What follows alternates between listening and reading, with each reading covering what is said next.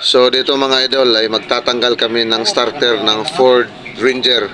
So ganito kahirap magtanggal kabit ng starter motor. So sa ganitong time ay nagtatanggal muna kami ng pinsan ko. So ako muna ang cameraman, siya ang aking aktor. So yan. So tinanggal namin ang kabilang gulong. So dito sa may left side ito sa may ibaba ng battery.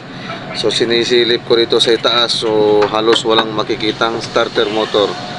Kaya tinira namin dito sa may bandang gilid dahil walang option kundi dito lang talaga banda na side na pwedeng magtanggal kabit sa starter motor. So ayun lang ang masishare namin mga idol. So salamat.